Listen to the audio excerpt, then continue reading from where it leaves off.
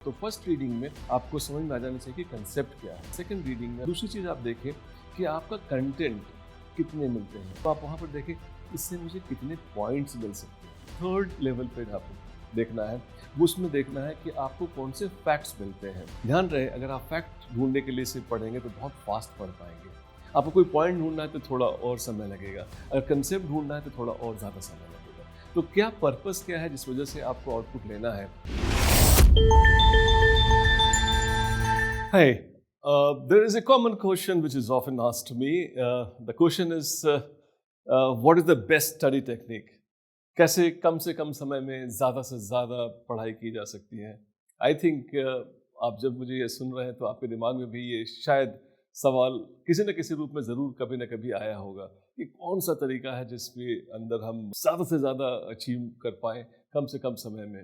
और I think ऐसा कुछ सिल्वर बुलेट नहीं एग्जिस्ट करता है, कोई ऐसा टेक्निक नहीं एग्जिस्ट करता है कि वही टेक्निक हो और उसको इस्तेमाल करने के बाद आपको कोई समस्या नहीं आए, कोई दिक्कत नहीं आए। मेरे ख्याल में मैं जो आपसे अभी बात करना चाहता हूँ वो ये कि बहुत सारे स्टैंडर्ड टेक्निक हैं जिससे आप अपने आउटकम को बढ़ा सकते हैं। पोमोडोरो टेक्निक है, आइजनहावर टेक्निक है, SQ3R टेक्निक, इसके बारे में पहले भी बात हो चुकी है। लेकिन ये सारे टेक्निक्स स्टैंडर्ड टेक्निक्स हैं, इनको आप अपने हिसाब से if you are able to really incorporate according to your own requirement, वो टेक्निक मेरे ख्याल में बेटर होती है। मैंने देखा है कुछ लोग शायद सुबह में ज़्यादा पढ़ करके ज़्यादा आउटपुट लेते हैं, कुछ लोग शाम को जैसे जैसे नाइट प्रोग्रेस करती है तब वो फ्रेश होते हैं, कुछ लोग दोपहर के टाइम में ज़्यादा फ्रेश होते हैं, कुछ लोग नोट्स बना करके ज़्यादा इफेक्टिवली करते हैं, कुछ माइंड मैप बना करके ज़्यादा इफेक्टिवली करते हैं, कुछ सीधे किताब से ही पढ़ करके ज़्यादा इफेक्टिवली रिजल्ट लेकर के आ जाते हैं। तो it is going to be very very very individual approach in which you can find that जो भी आपको सूट करता हो, जो भी आपको इफेक्टिवली समझ में आती हो, वो टेक्निक आप यूज़ करके देखेंगे और उसमें एक्सपेरिमेंटेशन कर लें आप। और एक बार एक्सपेरिमेंटेशन में जहाँ भी आपका ज़्यादा रिजल्ट आता है, ज़्यादा आपको नॉलेज गेन होता है, ज़्यादा आउटपुट मिलता है, वो वाला अप्रोच आप इस्तेमाल कर सकते हैं। एंड मेरे ख्याल में कोई भी एक ऐसा टेक्निक नहीं हो सकता है which to be like one size fit all approach हो सकता है। हाँ, अगर आप मुझे सुन रहे हैं आज तो मेरी ये जिम्मेवारी होती है कि मैं आपको कुछ एक ऐसे टेक्निक के बारे में बताऊं जो मैंने अपने अनुभव के अंदर महसूस किया है। आज मैं आपको एक doctor Khan's technique to achieve more in short span of time from your study, मैं आपको वो देना चाहता हूँ। मेरा जो टेक्निक है इसमें मैं इसको 3 स्टेप टेक्निक में बोलता हूँ कि आप जब भी आप बैठे पढ़ने के लिए तो आपका पर्पस क्लियर होना चाहिए कि क्यों आप बैठे हैं पढ़ने के लिए, क्या आपको करना है इसमें। तो you should be very clear about the purpose, और उस पर्पस के सहारे मैंने आपको 3 टूल्स देने हैं आज, और उसको उसी क्रम में आप यूज़ करें। संभवतः आपकी एफिशिएंसी, आपका आउटपुट कम समय में ज़्यादा से ज़्यादा निकलेगा। सबसे पहले तो आप देखें कि जब पहली बार बैठे कोई टॉपिक लेकर, कोई बुक लेकर के कुछ सब्जेक्ट को पढ़ रहे हैं, तो आप कंसेप्ट को अक्वायर करें। This is one thing which lot of people do not really think about. आप समझें कि इसके पीछे के कौन से कंसेप्ट हैं, क्या चीज़ है।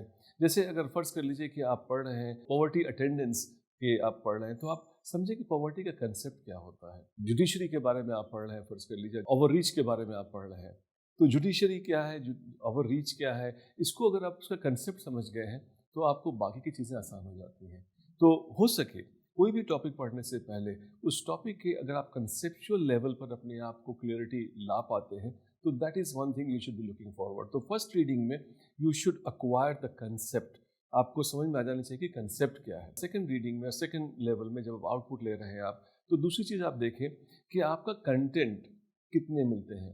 तो जैसे अगर आपको उस कंटेंट का अगर मोटे बोलचाल की भाषा में बोलूँ तो आप वहाँ पर देखें इससे मुझे कितने पॉइंट्स मिल सकते हैं, कितने पॉइंट्स मैं यहाँ से निकाल सकता हूँ। तो फर्स्ट लेवल पर कंसेप्ट को अक्वायर कीजिए, सेकंड लेवल पर उस कंसेप्ट के अंदर उसके क्रिस्टलाइज्ड पॉइंट्स जो हैं उनको देख लीजिए, और थर्ड लेवल पे जो अब मैं चाहता हूँ, थर्ड अप्रोच जिसमें आपको देखना है, वो उसमें देखना है कि आपको कौन से फैक्ट्स मिलते हैं, कि कितने फैक्ट्स आपको निकालने हैं। अब वो फैक्ट्स डेटा हो सकता है, नेम हो सकता है, इवेंट हो सकता है, प्लेसेस हो सकते हैं, वो फैक्ट्स देख लें। लेकिन बहुत बार आप पाएंगे कि बहुत सारे अखबारों में लेख हैं या बहुत सारी किताबें हैं जहाँ पर आप जब पढ़ाई कर रहे हैं तो वहाँ पर आपके पास पहले से वो कंसेप्ट क्लियर है, तो वहाँ पे आपको सिर्फ फैक्ट्स ढूंढना है। तो अगर आपका वाई क्लियर है कि मुझे यहाँ से सिर्फ 2 पॉइंट्स निकालने हैं, जैसे कॉजेज ऑफ फैक्ट्स ढूंढने थे इसमें, या मुझे इसमें से कंसेप्ट समझना था, तो अगर आपको पहले से ही आपका पर्पस पता है कि किस लिए मैं किसी चीज़ को लेकर बैठा हूँ और मुझे यहाँ से सीखना है, तो जैसे कोई अखबार का, कोई न्यूज़पेपर का कोई अगर लेख है, आपको कंसेप्ट पहले से पता है, आपको सिर्फ फैक्ट ढूंढना है। ध्यान रहे, अगर आप फैक्ट ढूंढने के लिए सिर्फ पढ़ेंगे तो बहुत फास्ट पढ़ पाएंगे।